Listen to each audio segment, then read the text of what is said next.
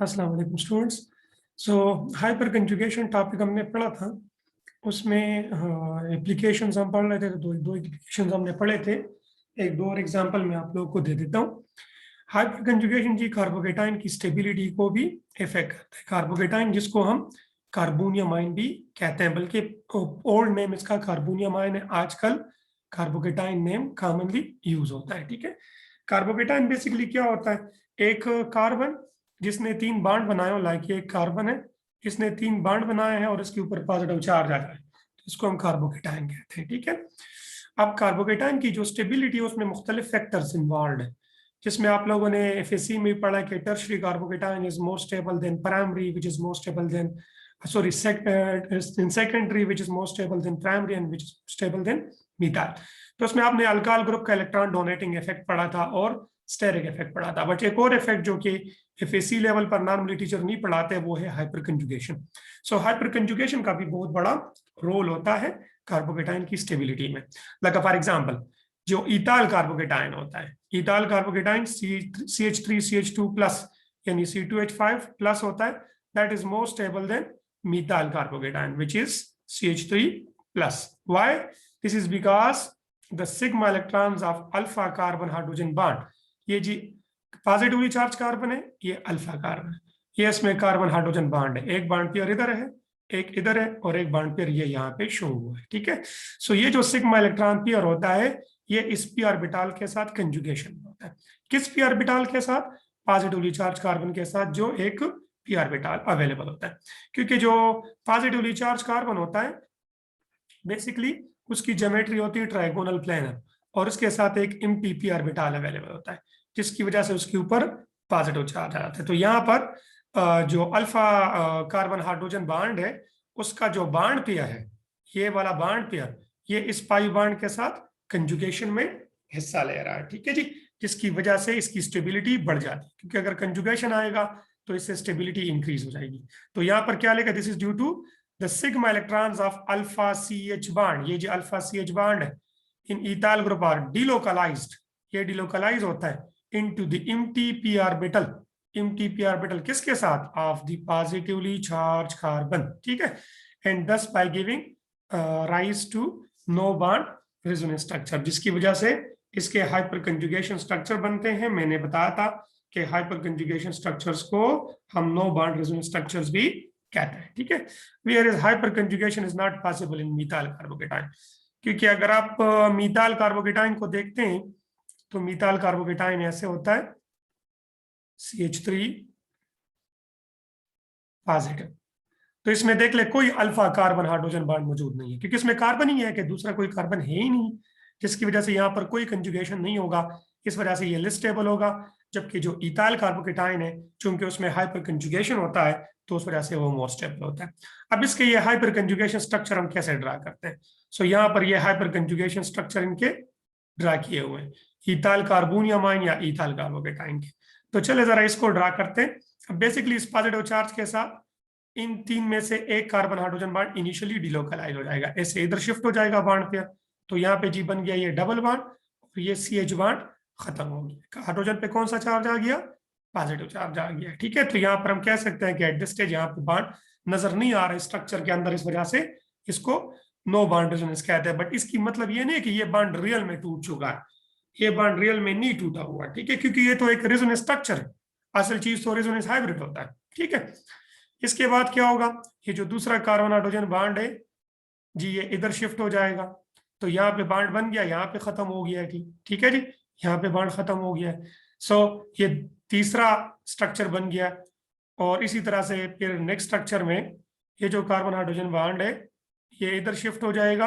तो जी ये बॉन्ड बन गया और यहाँ पे पॉजिटिव चार्ज आ गया, और ये एक और रेजोनेंस स्ट्रक्चर हमारे पास बन गया, या हाइपर कंजुगेशन स्ट्रक्चर या नो बॉन्ड रेजोनेंस स्ट्रक्चर बन गया है। ठीक है, सो इथाइल कार्बोकेटाइन एक इसका अपना ये वाला स्ट्रक्चर हो गया, और ये 3 मजीद इसके हाइपर कंजुगेशन स्ट्रक्चर्स बन रहे हैं, जिसकी वजह से इसका जो रेजोनेंस हाइब्रिड होगा वो ज्यादा स्टेबल होगा। बट जो मिथाइल कार्बोकेटाइन होता है, जिसको हम मिथाइल केटाइन भी कह सकते हैं, उसमें कोई अल्फा कार्बन अवेलेबल नहीं है, कोई अल्फा कार्बन हाइड्रोजन बॉन्ड नहीं है, कोई हाइपर कंजुगेशन नहीं होगा। So in general stability of carbonium ion increases with increase in number of alkyl groups containing hydrogen. Alkyl groups carbocation के साथ जितने ज्यादा होंगे, यानी पॉजिटिवली चार्ज कार्बन के साथ, ये पॉजिटिवली चार्ज कार्बन है, इसके साथ अल्काइल ग्रुप जितने ज्यादा होंगे, यानी टर्शरी में सबसे ज्यादा होते हैं जिनके साथ हाइड्रोजन अवेलेबल हो, तो इसी तरह से number of hyper conjugation structure भी ज्यादा बनेंगे और स्टेबिलिटी क्या होगी, ज्यादा होगी। ठीक है जी। यहाँ पर थोड़ा सा लिखवाया है कि note that this type of hyperconjugation can also referred as isovalent hyperconjugation। वो इसलिए कि उसमें ओवरऑल जो नंबर ऑफ बॉन्ड्स होते हैं वो सब जगहों पर एक जैसे होते हैं। लाइक फॉर एग्जांपल इस सब स्ट्रक्चर्स में एक जैसे होते हैं। लाइक चले हमने इस तरह कर लिया कि हमने ये वाला बॉन्ड खत्म कर दिया है, ठीक है, तो यहां पर एक और बॉन्ड पाई बॉन्ड की शक्ल में एक्स्ट्रा लिख दिया है कि नहीं, तो ओवरऑल यहाँ पर कितने बॉन्ड है, 1 2 3 4 5 6, यहाँ पर अब कितने बॉन्ड है, 1 2 3 4 5 6। तो जितने भी ये 4 स्ट्रक्चर नजर आ रहे हैं आप लोगों को, इन चारों स्ट्रक्चर में 6 बॉन्ड्स होंगे। ठीक है जी। तो इस वजह से हम इनको आइसोवेलेंट हाइपर कंजुगेशन भी कहते हैं, क्योंकि इसमें सब हाइपर कंजुगेशन स्ट्रक्चर्स में नंबर ऑफ बॉन्ड्स सेम रहते हैं। ठीक है जी। अच्छा, so the increasing order of stability of carbocation can be given as methyl सबसे लिस्ट स्टेबल होगा, देन प्राइमरी होगा, देन सेकेंडरी होगा, और सबसे जो ज्यादा स्टेबल होगा वो टर्शरी कार्बोकेटाइन होगा, जो कि इस ऑर्डर में आपको नजर आ रहा है। इसका रीजन क्या है, क्योंकि इसमें कोई हाइपर कंजुगेशन नहीं होगा मिथाइल में। इसमें जो हाइपर कंजुगेशन होगा तो सिर्फ ये 3 हाइड्रोजन हिस्सा लेंगे, और इसमें जब हाइपर कंजुगेशन होगा तो 6 हाइड्रोजन हिस्सा लेंगे सेकेंडरी में, तो ज्यादा हाइपर कंजुगेशन होगा, ज्यादा स्टेबिलिटी होगी। और इसमें जब हाइपर कंजुगेशन होगा तो 9 हाइड्रोजन हिस्सा लेंगे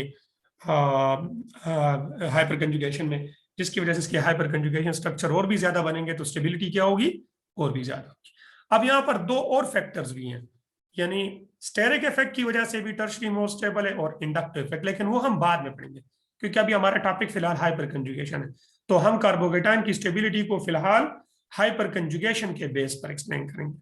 ठीक है, बाकी जो अदर फैक्टर्स हैं वो जब हम वो टॉपिक्स पढ़ेंगे तो फिर वहां पर हम उनको डिटेल में डिस्कस करेंगे। ठीक है जी।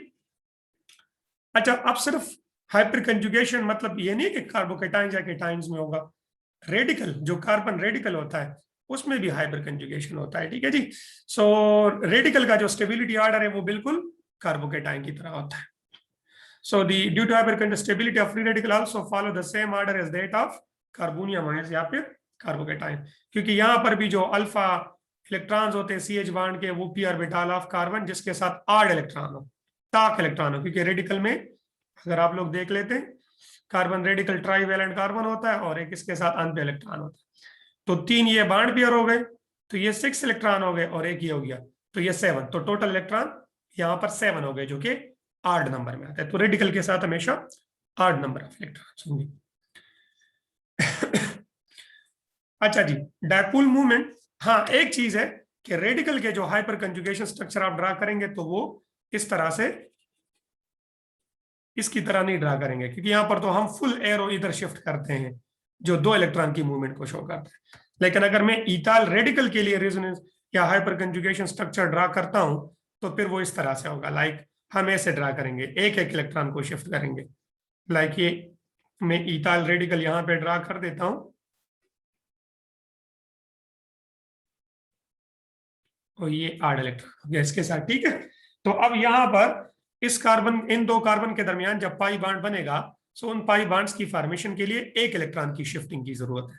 तो हम ऐसा कर लेंगे कि ये जो कार्बन हाइड्रोजन बॉन्ड है, यानी बॉन्ड पेयर है, इसको होमोलिटिकली ब्रेक कर देंगे। ये हाइड्रोजन अपना इलेक्ट्रॉन ले लेगा और 1 इलेक्ट्रॉन कार्बन इधर शिफ्ट कर लेगा, और 1 इलेक्ट्रॉन ये ऑड वाला कार्बन वाला। तो इसका जो दूसरा रेजोनेंस स्ट्रक्चर हमारे पास का हाइपर कंजुगेशन स्ट्रक्चर बन जाएगा वो कुछ इस तरह से होगा।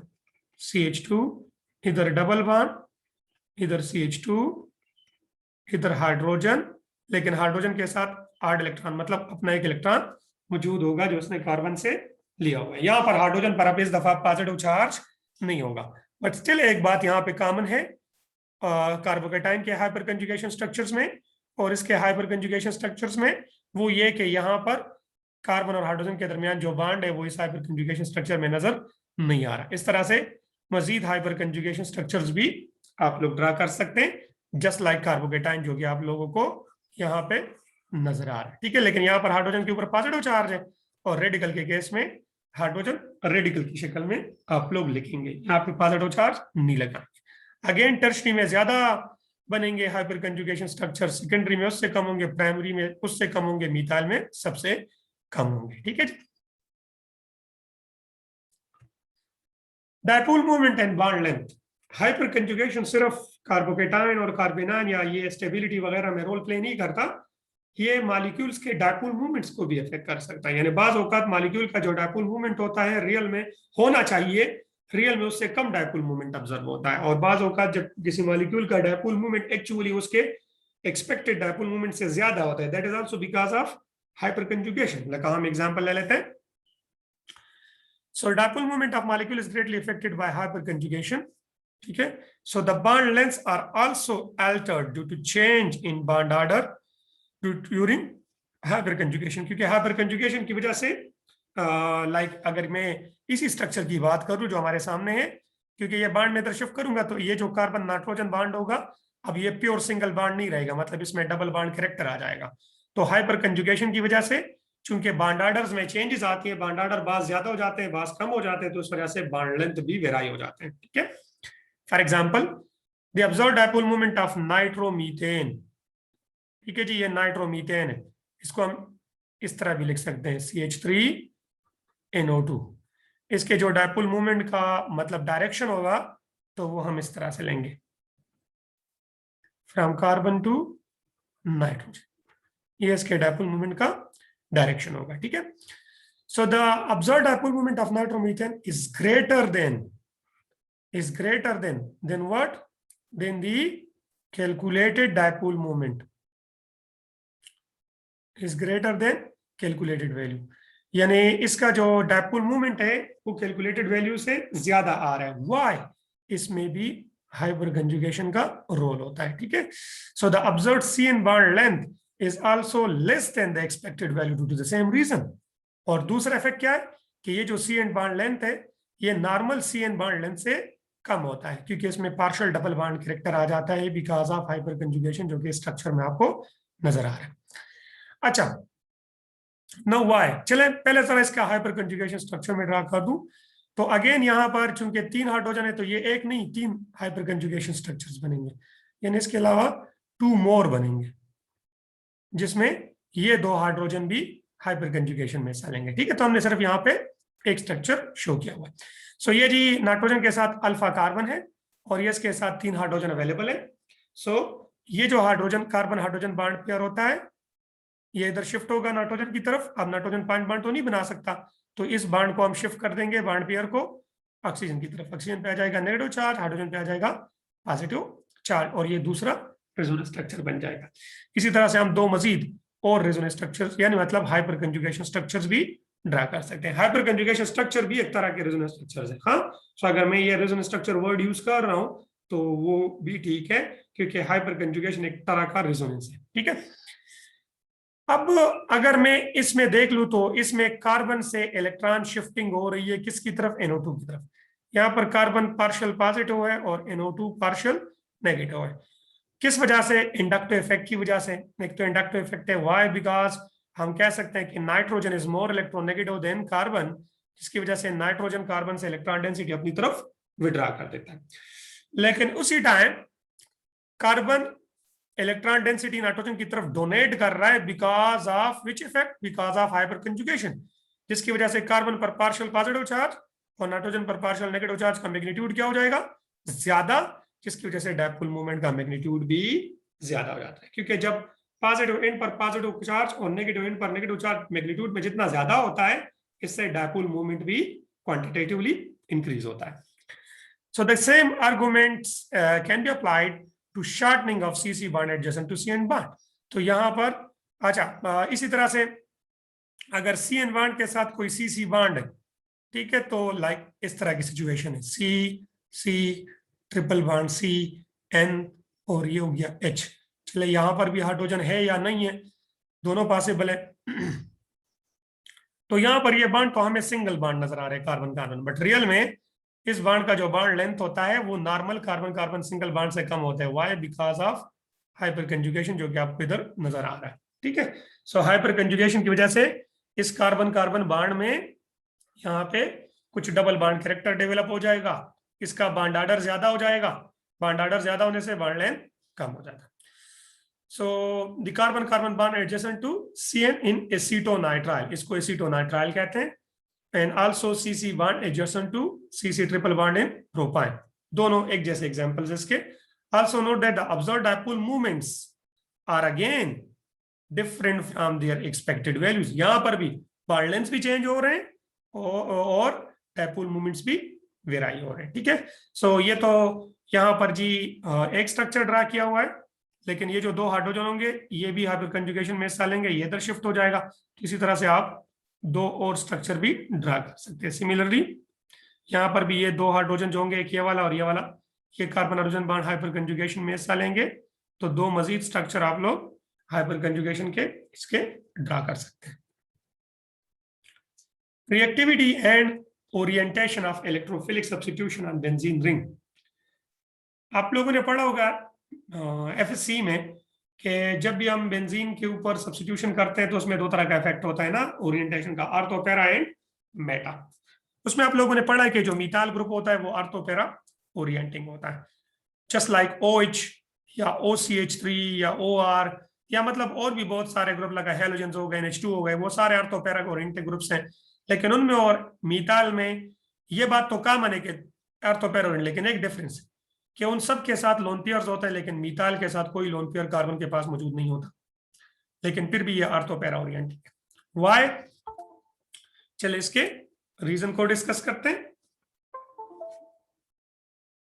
So in toluene the methyl group releases electron toward the ring. चटे हम इस तरह कर लेते हैं कि आर्थो पैरा ओरिएंटिंग इफेक्ट में अगर आपको याद होगा हम इस तरह पढ़ते हैं कि अगर बेंजीन के साथ कोई ortho para orienting groups x attach है तो ये क्या कर लेता है, ये बेंजीन के आर्थो और पैरा कार्बन्स पर जो partial negative, not partial positive, जो नेगेटिव चार्ज है उसको ज्यादा कर देता है, मतलब इलेक्ट्रॉन डेंसिटी को ज्यादा कर देता है। ठीक है, जिसकी वजह से जब इलेक्ट्रोफाइल अटैक करता है तो वो प्रेफरेबली आर्थो या फिर पैरा पोजीशन पे अटैक करता है, मेटा पोजीशन पे अटैक नहीं करता। ठीक है। सो ये क्यों होता है? अब मीथाइल ग्रुप ये इलेक्ट्रॉन डेंसिटी कैसे आर्थो और पैरा पोजीशन पर इंक्रीज कर रहा है, तो इसको हम एक्सप्लेन कर सकते हैं only on the basis of hyper conjugation. यानी ये मीथाइल में डबल बॉन्डेड कार्बन के साथ जो कार्बन अटैच है, जिसको प्रीवियस लेक्चर्स में हम प्रीवियस स्लाइड में हमने अल्फा कार्बन का नाम दिया था, तो ये भी एक तरह का अल्फा कार्बन ही है। तो इसमें जो कार्बन हाइड्रोजन बॉन्ड होगा वो डिलोकलाइज हो गया, इधर शिफ्ट कर लेते हैं, देखिए ये इधर शिफ्ट कर लेते हैं। सो ये CH पॉजिटिव और ये कार्बन नेगेटिव, इस तरह से मजीद स्ट्रक्चर्स भी हम ड्रा कर सकते हैं। इसके अलावा ये इधर शिफ्ट हो सकता है और ये इधर, तो मजीद हाइपर कंजुगेशन स्ट्रक्चर भी ड्रा कर सकते हैं। अब इनका जो रेजोनेंस हाइब्रिड होगा तो उसमें अगर आप लोग देख लें, इस रेजोनेंस स्ट्रक्चर में राइट साइड वाले आर्थो पे पॉजिटिव चार्ज, इसमें लेफ्ट साइड वाले आर्थो पे पॉजिटिव चार्ज, और इसमें पैरा नेगेटिव चार्ज है, सॉरी, और इसमें पैरा के ऊपर नेगेटिव चार्ज है। सो इन जनरल हम कह सकते हैं कि ये जो मीथाइल ग्रुप बेंजीन के साथ अटैच है, ये बेंजीन के आर्थो और पैरा कार्बन पर इलेक्ट्रॉन डेंसिटी को क्या कर रहा है, इंक्रीज कर रहा है। किस इफेक्ट के जरिए? हाइपर कंजुगेशन इफेक्ट के जरिए, जिसकी वजह से इलेक्ट्रोफाइल अगर अटैक करेगा तो वो प्रेफरेबली आर्थो और पैरा कार्बन पे अटैक करेगा, मेटा पे अटैक नहीं करेगा। So from the above diagram it can be seen clearly that electron density on benzene ring is increase specially at ortho and para positions. ठीक है। So since the hyper conjugation over power, अच्छा अब inductive effect, जिस तरह मैंने कल वाले lecture में ही बताया था, inductive effect through sigma bonds operate होता है ना इलेक्ट्रोनेगेटिविटी में डिफरेंस की वजह से। तो यहाँ पर थोड़ी सी कंपैरिजन की गई है। ऑल दो इंडक्टिव इफेक्ट हमने खैर अभी नहीं पढ़ा, लेकिन ये जो हाइपर कंजुगेशन है ये इंडक्टिव इफेक्ट के ऊपर डोमिनेंट होता है। कैसे? इसकी एक प्रैक्टिकल एग्जांपल यहाँ पे दी हुई है। ये बेंजीन रिंग के साथ पैरा पोजीशन पे टर्शरी ब्यूटाइल ग्रुप अटैच है। ठीक है जी, ये टर्शरी ब्यूटाइल ग्रुप यहाँ पे लिखा हुआ है, और दूसरे कार्बन के ऊपर जो कि उसका पैरा बन रहा है मीथाइल ग्रुप मौजूद है। अब ये दोनों आर्थो पैरा ओरिएंटिंग है, बट पैरा तो यहाँ पे इसलिए नहीं हो सकता क्योंकि मीथाइल का पैरा टर्शरी ब्यूटाइल ने ऑक्युपाई किया और टर्शरी ब्यूटाइल के पैरा को मीथाइल ने ऑक्युपाई किया, तो ओनली आर्थो ओरिएंटिंग होगा। अब अगर टर्शरी ब्यूटाइल इलेक्ट्रोफाइल को डायरेक्ट करेगा तो वो अपने आर्थो पोजीशन पे डायरेक्ट करेगा जो उसके आर्थो बन रहे हैं। लेकिन अगर methyl ortho para effect operate करेगा तो वो इनकमिंग इलेक्ट्रोफाइल को आर्थो पोजीशन पे डायरेक्ट करेगा जो मीथाइल के आर्थो बन रहे हैं। अब रियल में जब सब्स्टिट्यूशन होगा तो आया वो टर्शरी ब्यूटाइल के आर्थो पे होगा या मिथाइल के आर्थो पे होगा, वो डिपेंड करता है कि दोनों में से किसका आर्थो ओरिएंटिंग इफेक्ट ज्यादा है। सो जब हम इसकी नाइट्रेशन कर लेते हैं with nitric acid and sulphuric acid, so हमारे पास हम क्या देखते हैं कि नाइट्रो ग्रुप अटैच हो जाता है आर्थो टू मिथाइल, मिथाइल के आर्थो पे अटैच हो गया। इसका मतलब है कि मिथाइल का जो इफेक्ट है ओरिएंटिंग इफेक्ट वो टर्शरी ब्यूटाइल से काफी ज्यादा होता है। वाई? इसका रीजन ये है कि मिथाइल में अल्फा कार्बन के ऊपर हाइड्रोजन मौजूद है जो कि हाइपर कंजुगेशन में हिस्सा ले सकते हैं, लेकिन टर्शरी ब्यूटाइल में अल्फा कार्बन के ऊपर कोई हाइड्रोजन मौजूद नहीं है बल्कि उसके ऊपर 3 मिथाइल ग्रुप मौजूद है। सो यहाँ पर हाइपर कंजुगेशन नहीं हो सकता। एक दूसरा इफेक्ट भी है यहाँ पे कि टर्शरी ब्यूटाइल काफी बल्की है, काफी मोटा है, ये काफी ज्यादा वॉल्यूम ऑक्युपाई करता है। सो इस वजह से अगर इलेक्ट्रोफाइल इस आर्थो पे अटैक करता है इलेक्ट्रोफाइल, सो ये जो टर्शरी ब्यूटाइल ग्रुप होता है ये इसको हिंडर करता है स्टेरिक इफेक्ट के जरिए, बल्कि साइज की वजह से। इस वजह से यहाँ पर इलेक्ट्रोफाइल ज्यादा प्रेफरेबली अटैक नहीं कर रहा, वो भी एक इफेक्ट है, लेकिन इसमें हाइपर कंजुगेशन का भी रोल होता है। Also note that tertiary butyl group is bulky and hinders the approach of electrophile, जो भी मैंने बता दिया। सो इसमें एक और फैक्टर भी है और वो है स्टेरिक इफेक्ट। ठीक है जी, कि जो टर्शरी ब्यूटाइल ग्रुप है वो काफी मोटा है तो वो अटैकिंग इलेक्ट्रोफाइल को हिंडर भी करता है कि उसके आर्थो पे अटैक न करे। ठीक है जी। अच्छा, रिवर्स हाइपर कंजुगेशन, कभी कभी हाइपर कंजुगेशन का उल्टा भी हो जाता है। यानी मतलब भाई ये अभी तक जितने भी एग्जाम्पल हमने पढ़े तो इन हाइपर कंजुगेशंस में अगर आप लोग देख रहे हैं कि यहाँ पर कार्बन हाइड्रोजन बॉन्ड शिफ्ट हो रहे हैं डबल यानी डबल या ट्रिपल बॉन्ड की तरफ, यानी इलेक्ट्रॉन सिग्मा से पाई की तरफ जा रहे हैं। इसका उल्टा भी हो सकता है, कभी कभी पाई इलेक्ट्रॉन सिग्मा की तरफ जा सकते हैं, जिसको हम रिवर्स हाइपर कंजुगेशन कहते हैं। और ये उस वक्त हो सकता है जब डबल बॉन्डेड कार्बन के साथ जो अल्फा कार्बन होता है उसके ऊपर कोई इलेक्ट्रोनेगेटिव एटम लगा हैलोजन मौजूद हो। सो यहाँ पर लिखा है अल्फा हेलो अल्कीन, यानी ऐसे अल्कीन जिसमें अल्फा कार्बन के ऊपर halogen. So the nuclearization of electrons occur toward halogen group through hyper conjugative mechanism, it is referred as reverse hyper conjugation, क्योंकि इसमें इलेक्ट्रॉन की शिफ्टिंग पाई से सिग्मा की तरफ हो रही है, नॉट सिग्मा टू पाई। ठीक है, ऑल दो डिलोकलाइजेशन दोनों है। ठीक है, ये नॉर्मल हाइपर कंजुगेशन का रिवर्स होता है। So the dipole moment of alpha halo alkenes are augmented due to this phenomena. Like for example, अगर ये जो मॉलिक्यूल है अगर मैं इसका नेम लिख लूं Cl CH2 CH double bond CH2, इसका जी IUPAC नेम बनता है 1 2 3, सो 3 क्लोरो प्रोपेन, 3 क्लोरोप्रोपेन। ठीक है जी। अब ये जो 3 क्लोरोप्रोपेन है इसका डायपोल मूवमेंट ऐसे होता है ना,